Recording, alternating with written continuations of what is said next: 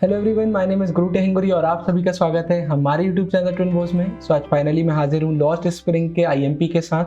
Total हम 3 type के question यहाँ पर देखेंगे। सबसे पहले एमसीक्यू करेंगे, फिर शॉर्ट आंसर टाइप क्वेश्चन करेंगे, फिर लॉन्ग आंसर टाइप क्वेश्चन करेंगे। बहुत ही ज़्यादा इंपॉर्टेंट है, वीडियो अच्छे से और पूरी देखिएगा। सीधे चालू करते हैं। सबसे पहले यार एमसीक्यू की बात कर लेते हैं। एमसीक्यू बहुत ज़्यादा इंपॉर्टेंट हो गए हैं अब। तो पहला एमसीक्यू हमारे सामने आता है, who is the author of lost spring. आप सबको पता ही होगा, अनीश जंग लॉस्ट स्प्रिंग की ऑथर है। इसके बाद क्वेश्चन नंबर 2 आता है, what bothers the author most about the bangle makers. सबसे ज्यादा ऑथर को जो बॉदर करता है वो है stigma of poverty and caste. ये उनको बहुत ज्यादा बॉदर कर रहा था। इसके बाद थर्ड आता है, what was the profession of Mukesh father before he became an Bengal maker. जब वो बेंगल मेकर बने उसके लिए उनका प्रोफेशन क्या था, वो एक टेलर थे।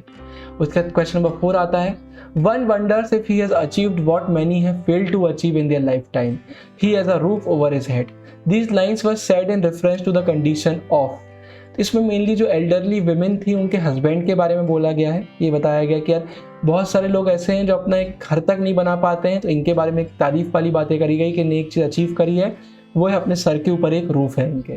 तो ये एक इंपॉर्टेंट आता है। ऐसी कुछ बीच में लाइन आ जाती है चैप्टर की जो बहुत इंपॉर्टेंट होती हैं। फिर हमारा आता है, bangle industry flourishes in the town of. तो बेंगल इंडस्ट्री कहाँ पर है, अच्छे से याद रखिएगा, फिरोजाबाद में है ये। इसका क्वेश्चन नंबर 6 आता है, Mukesh belong to a family of bangle makers. Mukesh जो है बेंगल मेकर्स फैमिली को बिलोंग करते हैं। क्वेश्चन नंबर 7 आता है, the colony of rag pickers is situated in. Seemapuri में है ये। सीमापुरी दिल्ली की एक एरिया है जो बिल्कुल पेरिफेरी, मतलब दिल्ली के एज में, आउटस्कर्ट्स में सीमापुरी एरिया, वहाँ पर ये रैग पिकर की कॉलोनी है। उसके बाद, what did the man from Udupi pray for when he was young. जो उदीपी का वो मैन था वो बोलता था कि इसके पेयर ऑफ शूज मिल जाए, वो इसके लिए प्रे करता था। बुक में इसका रेफरेंस है अगर आपने चैप्टर पढ़ा होगा तो। क्वेश्चन नंबर 9 हमारे सामने आता है, one explanation which the author gets about children choosing to remain barefoot is. जो यहाँ पर जो बच्चे नंगे पाँव घूमते हैं तो उसके पीछे क्या बहुत बड़ा एक्सप्लेनेशन बार बार सामने आता है, ट्रेडिशन, कि हमारा ट्रेडिशन ही ऐसा है, ये पूरा आता है। इसका क्वेश्चन नंबर 10 आता है, is your school ready, who asked this question. ये क्वेश्चन साहिब ने पूछा था। इस पर 2 मार्क्स का क्वेश्चन भी आता है, इंपॉर्टेंट है वो, अभी हम डिस्कस करेंगे। साहिब ने ये पूछा था ऑथर से कि क्या आपका स्कूल बन गया है। अब ये क्यों पूछा था ये अभी हम आगे पूरा देखेंगे। इसका साहिब सोम बिफोर दिल्ली वॉज इन। तो साहिब वो दिल्ली के पहले कहाँ रहता था, वो ढाका बांग्लादेश में रहता था। अब वहाँ से क्यों हट गया ये भी हम देखेंगे, ये भी बहुत ज़्यादा इंपॉर्टेंट एक क्वेश्चन है। उसके बाद, what is Mukesh dream. Mukesh का ड्रीम है कि वो एक मोटर मैकेनिक बन सके। इसका क्वेश्चन नंबर 13 आता है, what compels the workers in bangle industry of Firozabad to poverty. ये पॉवर्टी में बहुत सारे रीजनों की वजह से जाते हैं, इसलिए इसका आंसर ऑल ऑफ दिस होगा। पहला है कास्ट एंड एंसेस्ट्रल प्रोफेशन की वजह से। फिर कर्म की, जो तो कर्मा की थ्योरी की सोसाइटी में चलती है। उसके ब्यूरोक्रेट्स एंड पॉलिटिशियन की वजह से। तो ये ऑल ऑफ दिस इसका आंसर है। What makes the working condition of the children worst in the glass industry। इसका भी ऑल ऑफ दिस है। वहाँ का टेम्परेचर हाई रहता है एकदम, वो वेल्डिंग की लाइट एकदम डेजलिंग स्पार्कलिंग होती है तो उससे उनको प्रॉब्लम होती है। फिर डिंगी सेल्स एकदम होते हैं, लाइट एंड एयर कुछ भी नहीं होता, एकदम डार्क से होते हैं।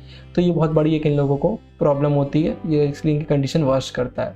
फिर what does the title lost spring symbolise. तो लॉस्ट स्प्रिंग बोलता है लॉस्ट ब्लूमिंग चाइल्डहुड, मतलब कैसे एक ब्लूमिंग चाइल्डहुड लोगों का खो जाता है, क्योंकि चाइल्डहुड लाइफ की एक सबसे प्रीशियस चीज़ होती है। फिर क्वेश्चन नंबर 16 आता है, वेयर वॉज साहिब एम्प्लॉयड। तो अब साहिब एक सीमापुरी में टी स्टॉल में काम करने लगा है। फिर क्वेश्चन नंबर 17 आता है, what was Sahib looking for.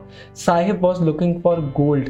अब ये गोल्ड क्या है, उन लोग जो रैक पिकिंग का काम करते थे ना, तो लोग कूड़े कबाड़े में गोल्ड ढूंढते थे। यहाँ पर गोल्ड का मीनिंग है मतलब कुछ भी प्रीशियस चीज़ उन्हें मिल जाए जिसको बेचकर पैसे कमा सके, या फिर वहाँ पर उनको कई बार सिक्के मिल जाते थे, नोट मिल जाते थे। ये सब चीज़ें यहाँ पर गोल्ड बोली गई हैं। फिर सीधे अब लॉन्ग आंसर देख लेते हैं। जैसा कि मैंने फर्स्ट चैप्टर में बोला था, कोई लिमिट नहीं है कि कितने एमसीक्यू होंगे। हमने फर्स्ट चैप्टर में 15 एमसीक्यू देखे, इसमें हम 17 देख रहे हैं। सिर्फ इंपॉर्टेंट लेकर आ रहा हूँ, तो इंपॉर्टेंट के तो नंबर चेंज होते रहते हैं। बहुत इंपॉर्टेंट है, इसलिए मैं आपसे बार बार बोल रहा हूँ इन वीडियो को पूरा अच्छे से देखना और अपने दोस्तों के साथ भी बिल्कुल शेयर करना। अब शॉर्ट आंसर देख लेते हैं। पहला क्वेश्चन आता है, what is Saheb looking for in the garbage dumps. Where is he, where he has come from. तो साहिब क्या देख रहा है गार्बेज डंप्स में, he is looking for gold. आपको ऐसी एनसीईआरटी की कुछ लाइंस यूज करनी पड़ेंगी। आप गोल्ड का ब्रैकेट में प्रीशियस आइटम कुछ भी लिख सकते हो, नहीं भी लिखोगे चलेगा, कोई प्रॉब्लम नहीं, आप सेम टू सेम ऐसा आंसर लिख सकते हो।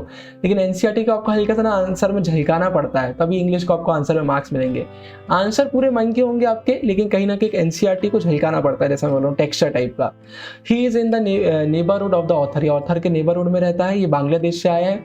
ये 1971 में अपनी मदर के साथ आया था। पहले ढाका में एक अच्छी ग्रीन फील्ड में रहा करता था, लेकिन वहाँ पर एक दिन स्टॉर्म आया, तो स्टॉर्मिंग की पूरी होम फील्ड सब बर्बाद हो गया, तो फिर अपनी कंट्री को छोड़कर यहाँ आ गए।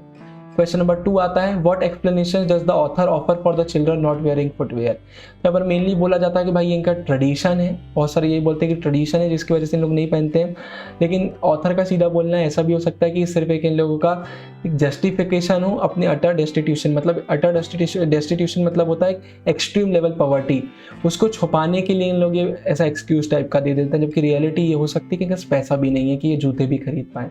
ये आता है। इसके बाद क्वेश्चन नंबर 3 आता है, what makes the city of Firozabad famous. तो भाई ये बैंगल्स के कारण बहुत ज़्यादा फैमिली है यहाँ की, मोस्टली जितने भी लोग हैं वो बैंगल मेकिंग में लगे हुए हैं। ये इंडिया की सेंटर है ग्लास ब्लोइंग इंडस्ट्री का। फिर यहाँ पर इनकी फैमिली ने अपनी जनरेशन लगाई है बिल्कुल फर्नेसेस वेल्डिंग ग्लास के सामने काम करके इंडिया की जितनी विमेन है उनके लिए बैंगल्स बनाने के लिए। क्वेश्चन नंबर 4 आता है, इस Sahib happy working at tea stall explain. ये बहुत इंपॉर्टेंट क्वेश्चन है। नहीं, साहिब बिल्कुल भी हैप्पी नहीं है। अब वो खुद का मास्टर नहीं रहा, अब उसका वो केयर फ्री लुक चला गया है। अब जो कैनिस्टर है स्टील की जो लेकर घूमता है वो उसको प्लास्टिक बैग से ज़्यादा भी हैवियर लगती है, जबकि वो प्लास्टिक बैग तो बड़े आराम से अपने शोल्डर पर रख के घूमता था। इसका रीज़न क्या है? क्योंकि वो प्लास्टिक बैग उसका था और ये जो कैनिस्टर है ये उसके बॉस की है, जो टी शॉप का ओनर है उसकी। बहुत दमदार लाइन यहाँ पर कही गई। बहुत सारे बच्चे बोलते हैं कि भैया आंसर ऐसा कैसे लिखें कि यार मतलब चेकर को भी अच्छा लगे, तो आप इसमें देखिए, he is no longer his own master, ये लाइन आपको पता होगी। केयर फ्री लोग अब जा चुका है, कुछ ऐसे वर्ड है जो एनसीईआरटी के डाल दिए जाते हैं और इन्हीं से आपका एक आंसर अच्छा बन जाता है। क्वेश्चन नंबर 5 देख लेते हैं, how is Mukesh attitude to situation different from that of his family. उसका अपनी फैमिली से बहुत अलग एटीट्यूड है। अगर उसकी ग्रैंड मदर की बात करें तो उनका कहना है गॉड गिवन लाइनेज है, भाई यही काम करना है, हम लोग इसी के लिए पैदा हुए हैं, हम लोगों का काम बैंगल बनाना ही है, चूड़ियाँ ही बनाएंगे हम लोग और कुछ नहीं कर सकते। मुकेश के फादर का है कि उनने भाई उनसे जो आता था वो उनने अपने बच्चों को सिखाया। उनसे क्या आता था? आर्ट ऑफ मेकिंग बैंगल्स, उनने वो सिखाया है। लेकिन जो मुकेश है उसका कहना है नहीं, वो ऐसा नहीं करेगा जो सब लोग करते हैं कि बैंगल बना रहे हैं, वो एक मोटर मैकेनिक बनेगा। प्रॉब्लम बस इतनी सी कि इसको ये सीखने के लिए गैरेज जाना पड़ेगा, लेकिन गैरेज उसके घर से बहुत दूर है। क्वेश्चन नंबर 6 आता है, would you agree that promises made to the poor children are rarely kept? Why do you think this happens in the incidents narrated in the text? बहुत इंपॉर्टेंट क्वेश्चन है, मैंने एमसीक्यू में बोला था। बिल्कुल सही है, जो पुअर लोगों को, खासकर पुअर बच्चों को जो प्रोमिसेस किए जाते हैं वो कभी भी कोई बस ऐसे मज़े के लिए कर देता है।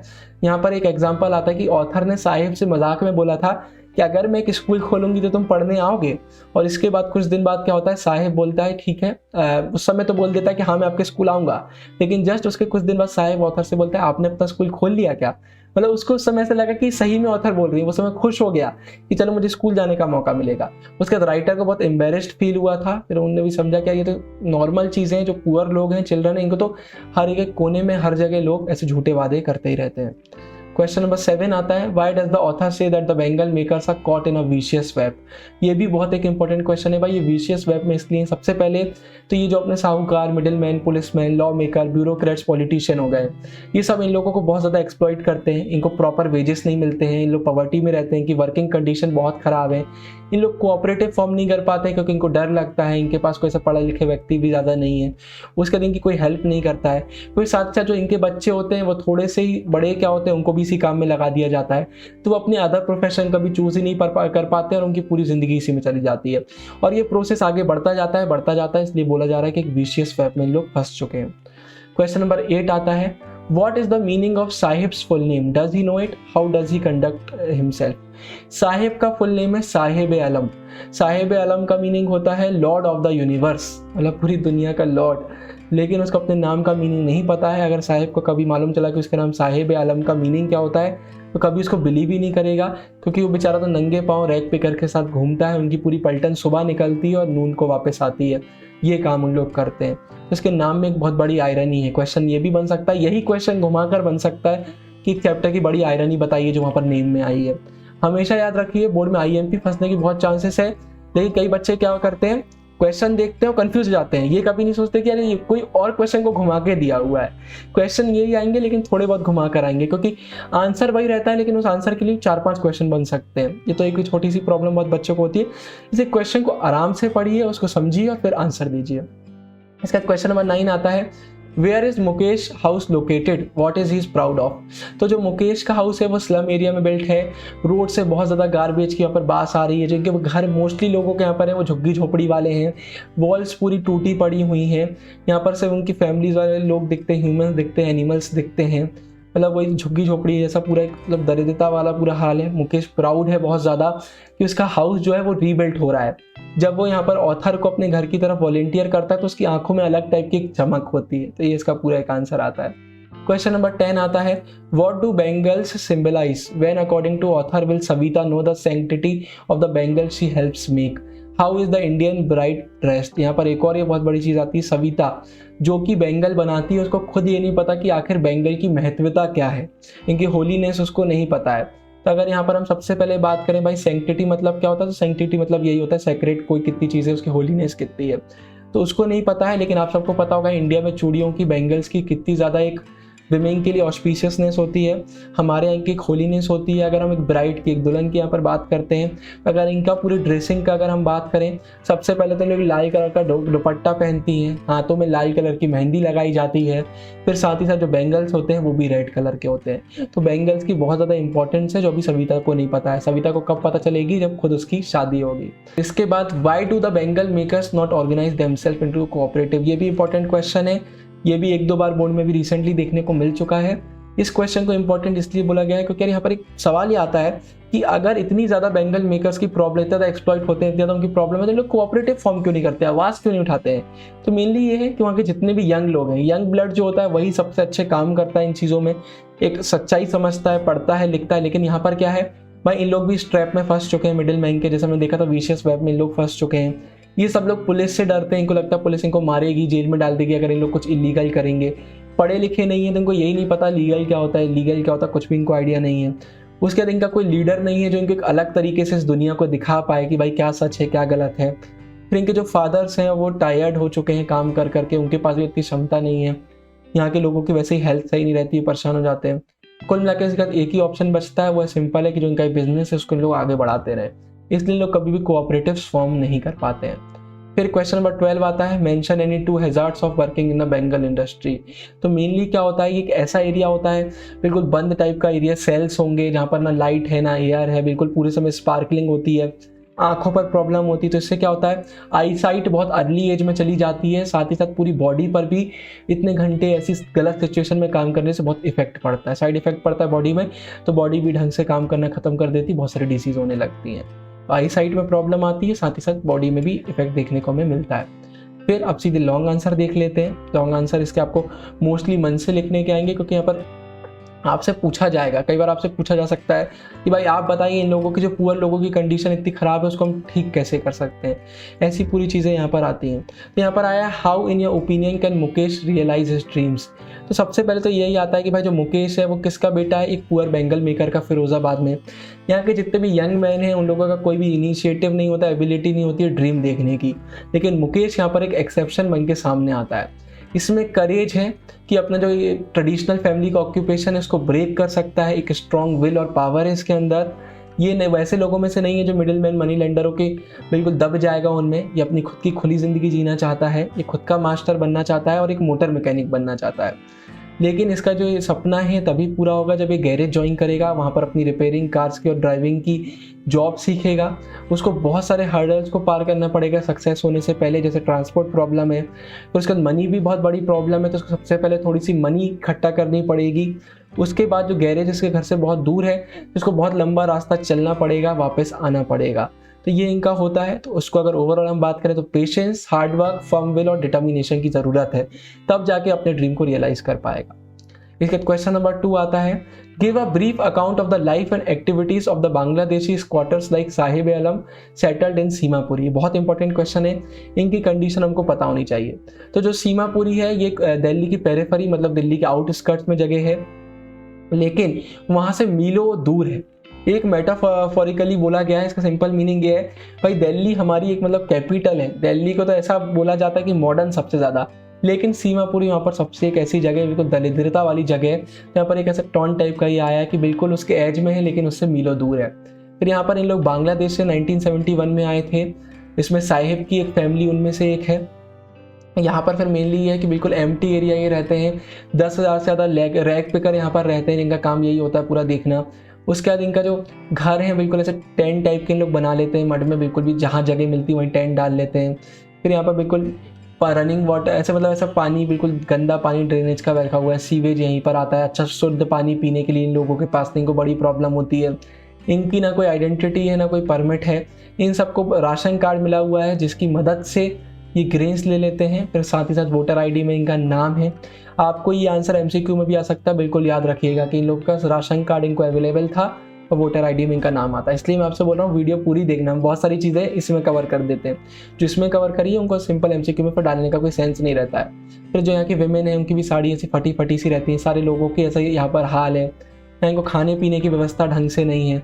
जहाँ टेंट मिलता है, जहाँ फूड की व्यवस्था होती है वहीं टेंट इन लोग डाल लेते हैं। रैक पिकिंग इनका एक अकेला तरीका है जिससे पैसे कमा सकते हैं, अपना सर्वाइवल कर सकते हैं, ये पूरा आता है। फिर वहाँ पर ओवरऑल मतलब यही दिया हुआ है कि ना इनकी कोई कंडीशन सही है, सब लोग इनको एक्सप्लॉइट करते रहते हैं, ऐसा काम करते रहते हैं, रहने की कोई इनके जगह नहीं है। सुबह से काम पर जाते हैं, शाम को वापस आते हैं, कभी कुछ हासिल होता है कभी कुछ भी हासिल नहीं होता है। प्लास्टिक का बैग अपने शोल्डर में टांगे रहते हैं। फिर साथ साथ बहुत ही ऐसे ही कपड़े पहने रहते हैं। गरीबी है बिल्कुल, मतलब डेली का पैसा इनको कमाना पड़ता है। तो ऐसी पूरी इनकी स्थिति आती है। तो आपको एंड में यही बताना है कि बिल्कुल भी अच्छी स्थिति इनकी नहीं है, बिल्कुल अच्छी सिचुएशन नहीं है। तो इसी के साथ हमारा चैप्टर खत्म होता है। आई होप आपको समझ में आया होगा। अगर आपको वीडियो अच्छी लगी तो वीडियो को लाइक कीजिएगा, शेयर कीजिएगा, कमेंट में कोई भी डाउट हो तो पूछ सकते हैं। बाकी मैं तो मिलता रहूँगा नेक्स्ट वीडियोज़ में, तब तक के लिए साइनिंग ऑफ, गुरु टेंगुरिया, बाय बाय।